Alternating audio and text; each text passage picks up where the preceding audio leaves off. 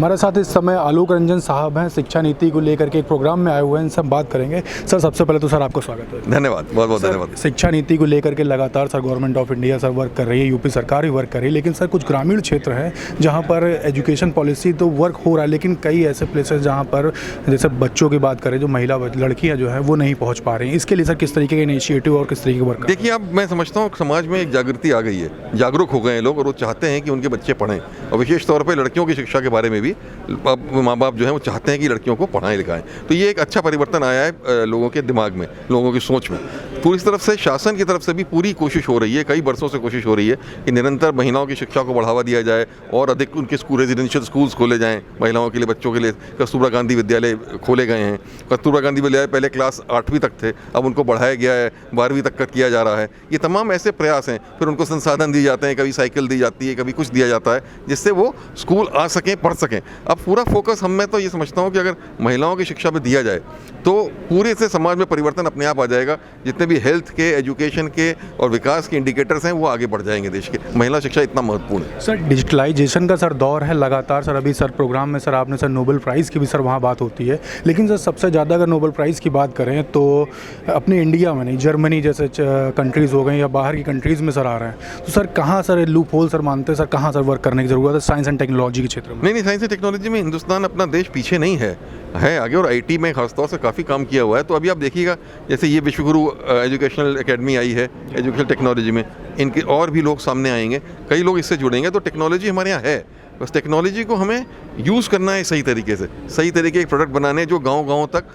हर बच्चे तक इस टेक्नोलॉजी से हम बेहतर शिक्षा पहुंचा सकें। तो अगर इस पे फोकस प्राइवेट सेक्टर भी करेगा और गवर्नमेंट भी करेगी, और दोनों मिलकर करेंगे और समाज भी इससे जुड़ेगा, कम्युनिटी का भी जुड़ना बहुत ज़रूरी है मैं समझता हूँ, तो निश्चय ही इसमें सुधार आएगा। सर कई सारे प्रोग्राम चल रहे हैं सर, विद्यांजलि सर प्रोग्राम चल रहा है, विद्यांजलि प्रोग्राम के तहत भी सर लगातार सर गवर्नमेंट वर्क कर रही है। तो इसमें सर किस तरीके के सर आप लोग सर इनिशिएशन ले रहे हैं कि सर ये सर ग्राउंड लेवल तक सर पहुँच सके? नहीं, हो रहा है। देखिए, कई बात हो रही है, शिक्षक वो बात हो रही है कि गाँव में अच्छे रहने वाले जो रिटायर्ड शिक्षक हैं उनको भी इससे जोड़ा जाए। ये बात हो रही है कि जो उसमें किस प्रकार क्वालिटी ऑफ एजुकेशन को किस तरीके से हम नापें, गुणवत्ता को कैसे नापें हर क्लास पे। खाली इस पे जोर ना दें कि खाली पास होता जा रहा है बच्चा, पर वो वदर जिस क्लास तक उसको जितना सीखना है उतना वो सीख पाया नहीं सीख पाया, इसका असेसमेंट भी करने के तरीके अपनाए जा रहे हैं। तो ये तमाम ऐसे प्रयोग जो हैं अब निरंतर हो रहे हैं, कई वर्षों से हो रहे हैं, तो इससे सकारात्मक परिवर्तन दिखाई पड़ेगा। सर शिक्षक साथियों के लिए सर क्या कहेंगे?